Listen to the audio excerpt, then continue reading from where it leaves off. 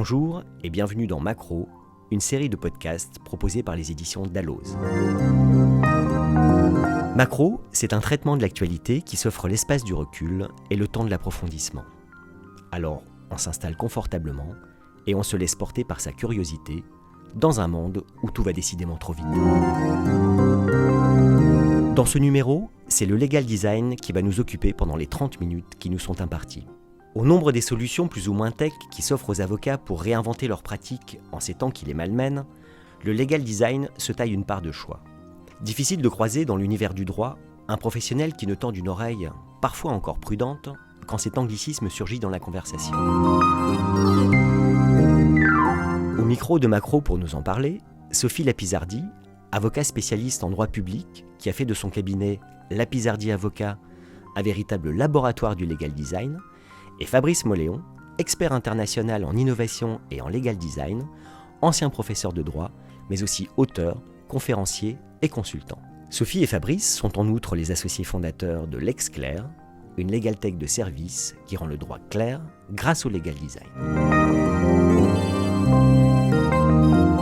Parce que les contours de la notion de legal design ne parlent pas encore à tout le monde, entrons tout de suite dans le vif du sujet. Fabrice, pouvez-vous nous donner une définition du legal design ? Le legal design, c'est avant tout une méthode. Et dans le terme, effectivement, on va retrouver la contraction de deux mots anglo-saxons. Il y a la dimension légale qui naturellement porte toute l'activité juridique. La notion de design renvoie pas à cette notion à laquelle on l'a réduit très souvent, qui est la dimension un peu artistique ou décorative. Il faut juste rappeler que le mot design en anglais n'est pas un adjectif, c'est un verbe. To design, ça veut dire concevoir. Et donc en fait, la notion de design renvoie à cette démarche d'innovation qui consiste à essayer d'améliorer l'existant. Une définition du design qu'on aime bien, c'est l'art de voir quelque chose et de penser que ça pourrait être meilleur. Et en fait, le legal design, c'est vraiment ça. Ça va être la rencontre entre le mode de pensée des innovateurs, que sont entre autres les designers, avec les problématiques juridiques et de voir comment, en fin de compte, on peut améliorer le travail du juriste, globalement, de l'avocat en particulier, pour qu'au final, son travail soit mis en valeur, beaucoup plus clair, et créer tout simplement plus de valeur. Pourquoi, à votre avis, le legal design apparaît-il aujourd'hui pour les avocats comme la solution la plus adaptée pour parler à leurs clients ? En fait, c'est assez logique de voir apparaître le legal design aujourd'hui dans l'environnement d'un avocat et la grande famille du droit en général.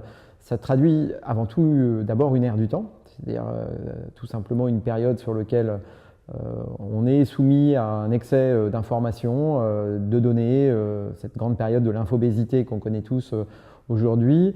Et ça va se traduire par le besoin chez la plupart des acteurs, chez les magistrats quand il est face à un avocat, chez les clients, etc., vers une logique de gain de temps. Ce qu'on va retrouver, c'est dans les éléments qui justifient d'abord ce souci de gagner du temps face à trop d'informations, ce souci aussi probablement de gagner en clarté. On est dans un monde porté par l'image et on a découvert là-dessus en sciences cognitives des choses totalement fabuleuses. On sait que le cerveau ne fonctionne pas de la même manière entre un écrit et une image. Un écrit, au bout de 3 jours, va laisser 10% de traces en termes d'ancrage mémorial. Quand, à l'inverse, le mélange entre écrit et visuel, 60% de votre message qui va rester au bout de 3 jours. Et puis, la grande révolution qui justifie l'arrivée du legal design, c'est clairement la place du client dans l'activité d'avocat qu'elle est en train de prendre, qui renvoie tout simplement à quelque chose qui pourrait ressembler à une boutade, qui est si le client comprenait enfin quand l'avocat lui parle, et qui correspond, nous on en est persuadés, à une vraie vague de fond dans tout simplement l'évolution du métier d'avocat. Sophie, vous êtes avocate. À quel moment le legal design vous est-il apparu comme une solution pour vous adresser à vos clients ? Et concrètement, comment cela s'est-il passé ? On était en 2015 et je me suis rendu compte que la concision ne suffisait plus en fait pour les clients. Je m'en suis rendu compte parce que d'abord j'étais au contact par exemple de directeurs marketing, de directeurs commerciaux et je me suis rendu compte qu'ils utilisaient d'autres techniques pour communiquer à l'intérieur de l'entreprise. Et moi, conseil de l'entreprise, je me suis dit je ne peux plus communiquer avec les mêmes outils qu'avant, il faut que j'utilise des méthodes qui ressemblent en tout cas à des méthodes qui sont utilisées par le marketing, le commercial, et même le DAF utilise des méthodes qui sont différentes du service juridique. Donc premier constat, c'est de me rendre compte effectivement qu'il fallait que je fasse évoluer ma manière de communiquer. Et puis il y a des clients qui m'ont aussi fait des demandes express. J'ai par exemple l'exemple de ce maire qui m'adresse une note de 3 pages de son service juridique en me disant « Vous comprenez, moi 3 pages, j'ai pas le temps de les lire. J'en prendrai connaissance juste avant le conseil municipal, donc j'ai besoin qu'on me décrive sur une page la problématique juridique en m'indiquant la position que vous allez prendre. » Et donc, il a fallu que je trouve quelque chose de très visuel pour synthétiser quelque chose qui était déjà bien concis, qui était sur 3 pages. Donc ça, c'était un premier exemple, mais j'en ai un second qui est une directrice juridique qui me dit « Très bien, votre consultation, elle est concise, elle est claire, etc. Mais moi, il va falloir maintenant que j'aille présenter vos recommandations au COMEX. Donc il me faut un support PowerPoint parce que je dois projeter quelque chose. Il va falloir me préparer le support et me préparer à cette présentation. Et donc là, je me suis dit, je ne peux pas faire une présentation PowerPoint avec des bullet points. Il va falloir que je fasse quelque chose de très dynamique en orientant l'entreprise, en lui expliquant les différentes hypothèses, les différentes solutions et en lui recommandant une solution. Tout ça avec des choses très visuelles et qui correspondent aussi à la charte graphique, la philosophie de l'entreprise. Fabrice, comment, sous couvert d'une plus grande simplicité, éviter l'écueil de l'appauvrissement? On évite en ne confondant pas, le fond et la forme.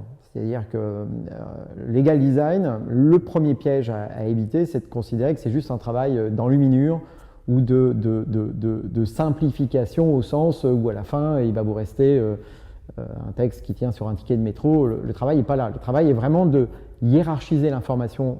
Quelle est celle qui est principale? Et elle sera principale parce qu'elle correspond à l'attente et aux besoins réels du client. Et il y a des règles qu'on connaît très très bien, qu'on maîtrise bien par exemple en marketing, qui est de se dire qu'on sait que le client il a des besoins fonctionnels. Par exemple, vous venez me voir pour une assignation, pour un problème très précis, mais il y a toujours des besoins réels et fondamentaux qui relèvent de ce qu'on appelle la finalité, qui sont quelque chose d'autre, qui est peut-être vous avez avant tout besoin d'être rassuré, vous avez besoin d'être valorisé auprès de votre COMEX, et cette prise en compte des véritables besoins du client va nous permettre très souvent de pas rendre simpliste notre conclusion, mais d'avoir fait un travail de hiérarchisation de ce qui est principal et de ce qui est secondaire. Sophie, je suppose que vous partagez ce point de vue. On a l'impression qu'en fait le legal design, ce n'est que du visuel, des pictos, de la couleur, de la mise en forme. Mais en fait c'est un travail beaucoup plus profond et d'ailleurs j'ai approfondi en fait mon expérience sur le legal design. D'abord parce que j'ai découvert le design thinking et d'une manière générale la pensée design qui a mis en évidence quelque chose que j'ignorais totalement parce que je ne l'avais pas appris pendant les cours à la fac, c'est l'empathie.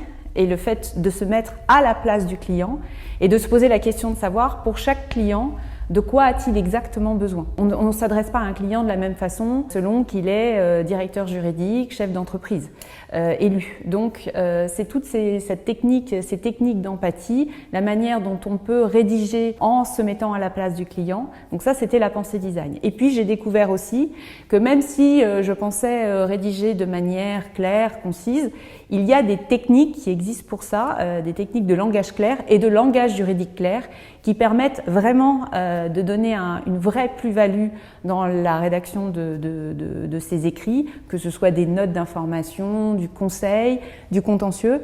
On peut vraiment améliorer sensiblement ces écrits en adoptant des techniques à la fois très simples et qui paraissent évidentes quand on le dit, mais réunies, toutes ces règles permettent vraiment de rédiger des écrits plus clairs, plus compréhensibles et plus percutants.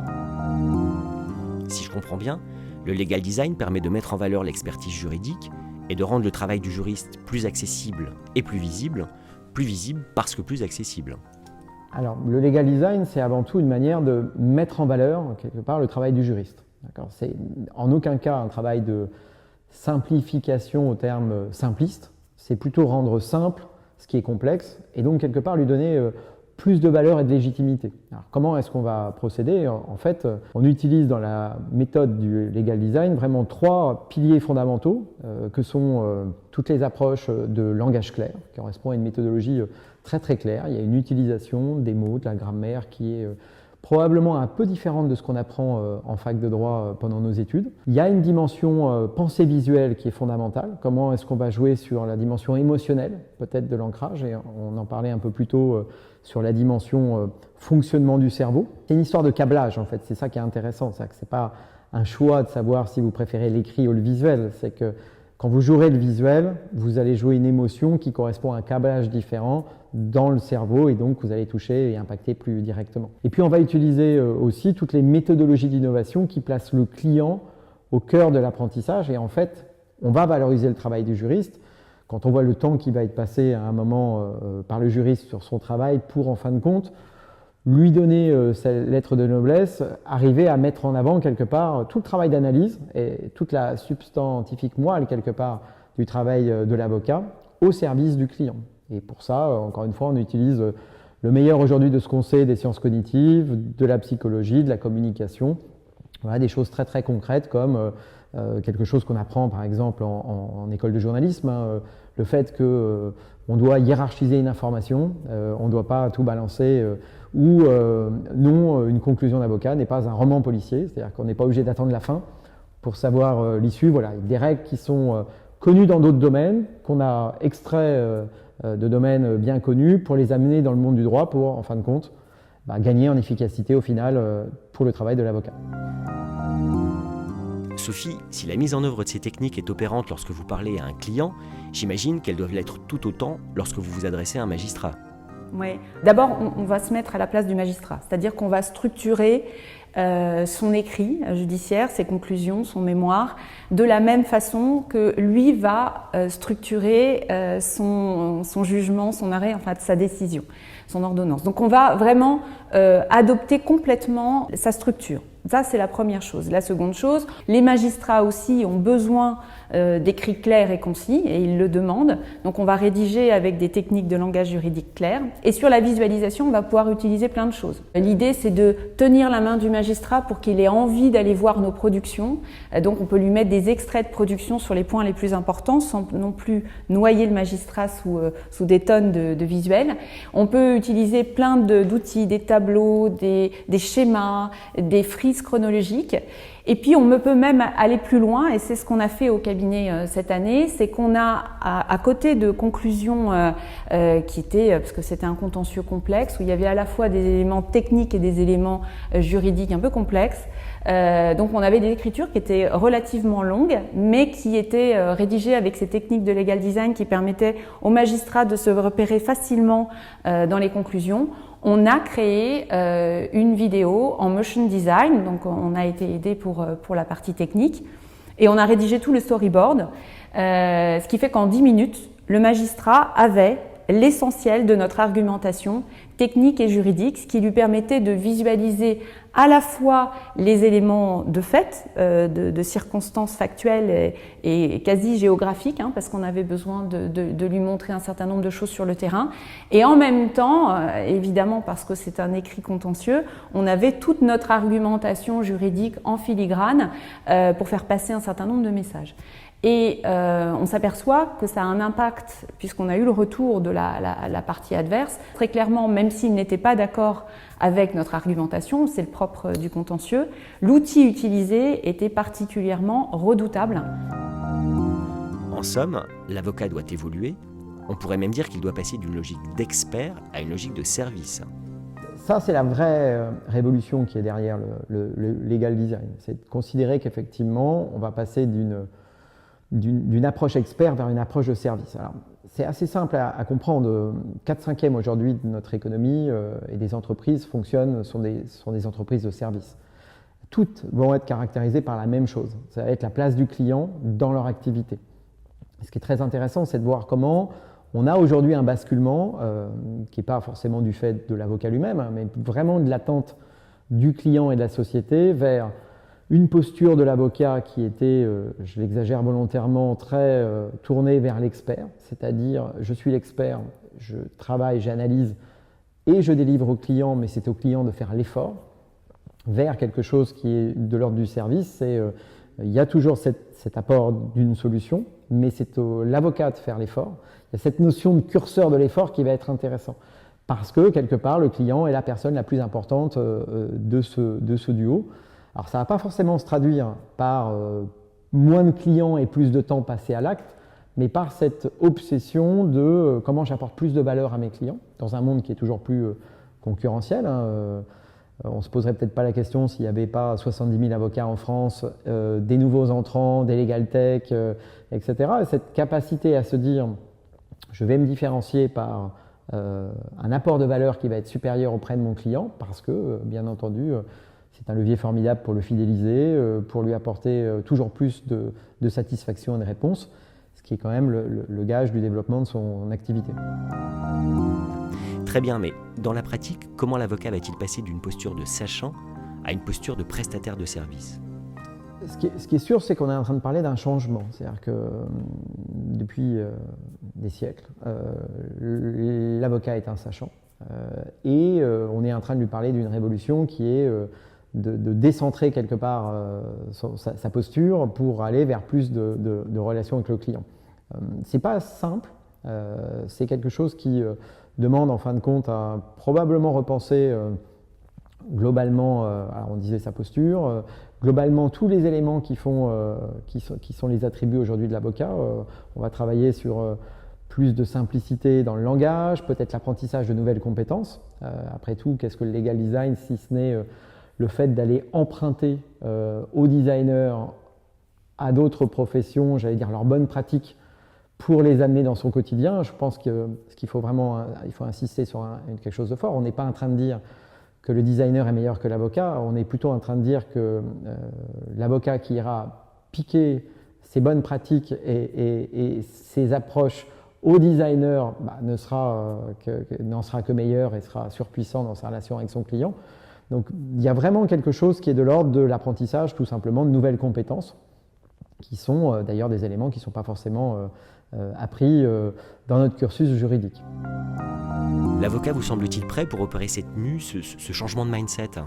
Je me rends compte toujours que l'avocat, il est parfait pour faire du legal design. C'est-à-dire que sa mode de structuration, j'ai souvenir qu'on faisait du droit parce qu'on considérait que le droit était un mélange entre des maths et du français, mais on a vraiment cette logique dans le legal design. On va avoir une démarche qui va être structurée, on a un travail d'analyse, on a un travail d'une information importante qu'on va sélectionner pour mettre en avant les meilleurs éléments. Après tout, on est assez proche de l'analyse juridique de manière quotidienne. Ce qui va lui manquer, en fait, c'est toutes ces matières qui ne sont pas aujourd'hui enseignées en fac de droit, le marketing, la psychologie, les sciences cognitives. Et en fait, le pari de la démarche de legal design, ça va être de prendre le meilleur de ce qu'est l'analyse juridique, d'aller emprunter ces bonnes pratiques et ces méthodologies dans d'autres domaines qui relèvent plutôt de la communication, de la psychologie, du marketing et de l'innovation de manière générale, et puis de structurer tout simplement une nouvelle manière de délivrer du droit à ses clients et à ses parties prenantes en général. Sophie, Fabrice parlait à l'instant de structuration. Pensez-vous qu'il soit possible d'aller encore plus loin et de structurer l'ensemble de son cabinet autour du legal design ? Complètement. D'abord, je pense que le legal design au sein d'un cabinet, c'est un vrai projet d'entreprise. En tout cas, moi, c'est comme ça que je l'ai conçu. C'est en me disant, je ne peux pas me former, commencer à progresser et laisser mes collaborateurs à côté. Donc, je me suis dit, il va falloir vraiment que j'entame une formation interne. Donc, c'est ce que j'ai fait. D'abord, ça a été un projet d'entreprise. Donc, je me suis dit, à partir de maintenant, et c'est comme ça que j'ai conçu l'organisation du cabinet, on va communiquer de manière la plus claire, la plus compréhensible et la plus percutante. Donc on va trouver toutes les techniques pour ça. Et dès qu'il y avait une technique, parce qu'il y a eu un processus, il y a eu une progression entre 2015 et 2019, toutes ces techniques que j'ai agrégées, j'ai créé une méthode que j'ai mise en place au sein du cabinet et qui fait que les collaborateurs ont été formés. Tout le monde adhère à ce projet, c'est-à-dire que les gens qui n'ont pas envie de remettre en cause la manière dont ils communiquent l'information, d'améliorer cette communication, ne peuvent pas faire partie du cabinet. Et puis c'est une formation progressive des collaborateurs qui, en intégrant le cabinet, savent qu'ils vont apprendre toutes ces techniques de visualisation, de langage juridique clair, de pensée design. Il y a une vraie satisfaction parce que aujourd'hui, tout ce qui sort du cabinet, que ce soit un écrit ou même une présentation orale, tout est fait selon les techniques du legal design. Par exemple, un compte-rendu d'audience, on ne va pas le rédiger de la même façon selon qu'on s'adresse à un chef d'entreprise, selon qu'on s'adresse à un directeur juridique ou même à un élu. C'est ça aussi qui est très enrichissant, c'est qu'on se challenge entre nous en disant comment on pourrait présenter ce mail, comment on pourrait présenter cette formation, comment on pourrait présenter cet écrit contentieux de manière impactante pour que l'interlocuteur, qu'il soit juriste, non juriste, puisse comprendre facilement l'information juridique, la mémoriser et qu'on puisse atteindre notre objectif qui est parfois juste d'informer, parfois de convaincre. Très bien, mais comment se former aujourd'hui au legal design ? Alors, c'est pas aujourd'hui enseigné en fac de droit, ça commence à être enseigné en école d'avocat par exemple. Certaines écoles ont pris conscience de cette révolution aussi qui est de considérer tout simplement que l'avocat est une entreprise comme les autres et donc que maintenant qu'il est un bon juriste, qu'il a étudié suffisamment de commentaires d'arrêt, il peut apprendre à gérer son métier de professionnel du droit et de chef d'entreprise, tout simplement. Donc on va retrouver ça dans des écoles qui vont structurer leur démarche autour d'une école de l'innovation, par exemple. On a ça à l'ERAGE, l'école d'avocats du Grand Est, ou le FB qui va intégrer le legal design aujourd'hui dans une partie de ses cursus, voilà, pour amener ces éléments tout simplement comme des compétences essentielles de l'avocat de demain et du chef d'entreprise d'aujourd'hui. Ensemble, vous avez créé LexClair, une legal tech de service qui dispense de la formation. Pouvez-vous nous en parler ? LexClair, c'est une offre de formation et d'accompagnement en legal design et c'est une triple évidence. Première évidence, c'est que c'est le fruit d'une rencontre avec Fabrice Moléon en 2016 et qui fait que je découvre le design thinking, la pensée design et qu'on travaille ensemble. On anime des ateliers depuis 2016, donc c'est la suite logique en fait de tous ces ateliers qu'on anime depuis 4 ans sur le legal design, sur la plus-value, le design thinking, tout ce qu'on peut apporter aux avocats avec ces techniques. La deuxième évidence, c'est qu'en fait, c'est l'aboutissement de ce que je pratique au cabinet, qui est de dire, moi, la manière dont je le pratique, c'est très valorisant, moi, c'est très enrichissant à la fois pour moi, pour mes équipes, et j'ai envie de le faire partager. Et puis, troisième chose, c'est parce qu'en fait, c'est une demande. Depuis le deuxième semestre 2019, j'avais de plus en plus de demandes de confrères et de directeurs juridiques qui me disaient, mais c'est très bien, mais voilà, nous, on voit ce que vous faites, mais nous, on aimerait bien se former à ces techniques. Comment on fait pour se former ? Et là, je leur disais, en fait, on a mis en place, nous, une méthode qui permet de travailler en legal design, une méthode très structurée, en 5 étapes. Et c'est comme ça qu'est né LexClair. On s'est dit qu'on allait le faire partager à tous, aux juristes au sens large, avocats, juristes, notaires et tous les métiers, tous les professionnels du droit. Pour terminer, Fabrice, quels sont les conseils que vous donnez aux avocats qui souhaitent faire leur premier pas dans le legal design ? Alors, le premier conseil, c'est un conseil qui est assez simple, c'est de tuer cette idée que dans la vie, il y aurait des créatifs et il y aurait les avocats de l'autre côté. En fait, la bonne nouvelle, c'est que l'avocat, il est parfaitement câblé pour faire du legal design, c'est-à-dire s'intéresser au client. Après tout, il sait ce que c'est qu'un client, il le rencontre tous les jours. C'est une posture et un mode de pensée qu'il va falloir apprendre différemment. Voilà. Et donc, voilà, il faut tuer cette idée qu'en tout cas, l'avocat ne peut pas être un créatif ou un designer. Deuxième idée, je pense que le conseil qu'on peut donner, il est aussi de ne pas réduire le legal design, soit à sa dimension ornementale, c'est-à-dire, non, le but du jeu n'est pas de faire une infographie, et Dieu sait qu'on voit des infographies qui sont presque l'antithèse de ce que doit être le legal design, c'est-à-dire qu'il faut vraiment que je sois concentré pour arriver à comprendre l'information. Donc le but n'est pas de tout réduire à un slide, une étiquette dans lequel on va mettre un maximum d'informations. Et puis tout simplement, je pense qu'il ne faut pas réduire le legal design à la dimension un peu gadgetisation. Le but, c'est pas de trouver le bon outil à la mode, etc. C'est vraiment un mode de pensée. C'est-à-dire que ça va pas, c'est pas en passant par tel outil, tel ordinateur innovant qu'on va faire du legal design, c'est en ayant une démarche structurée de sélection de l'information, d'empathie vis-à-vis du client ou de la partie pour qui on s'exprime. En fait, on va se poser la question en fait, de quoi il a besoin, quoi. Pourquoi il vient me voir, quel est son besoin fondamental. Et c'est donc vraiment une démarche qui n'est pas si compliquée à apprendre, mais qui révolutionne complètement le quotidien de l'avocat. Puis après, il y a quelques conseils qui sont assez simples. Hein. On dit, pour être créatif, il faut être curieux.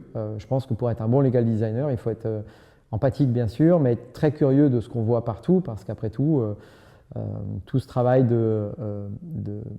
d'utilisation du visuel pour faire passer des messages nous entoure dans notre quotidien. Donc je pense que le meilleur conseil ou le meilleur outil du legal designer, c'est l'œil. C'est-à-dire qu'il faut se promener dans la rue, regarder comment une typo noire sur un fond jaune marche mieux qu'une typo noire sur un fond bleu, comment s'inspirer aussi de ce qui est en dehors de son secteur d'activité. En fait, aller piquer les bonnes pratiques partout, on dit faut voler comme un artiste. Je pense qu'un designer, il est un peu ça, c'est-à-dire qu'on n'invente pas from scratch de l'innovation, on emprunte souvent à des domaines qui sont extérieurs et les sources d'inspiration du legal design sont vraiment partout, quoi. Bon. Et après, il y a quelques méthodes à apprendre et ça peut s'apprendre très rapidement. Merci Sophie. Merci Fabrice. Au micro de Macro, c'était Laurent Montand. Rendez-vous très prochainement pour un nouveau podcast. Et d'ici là, restez curieux.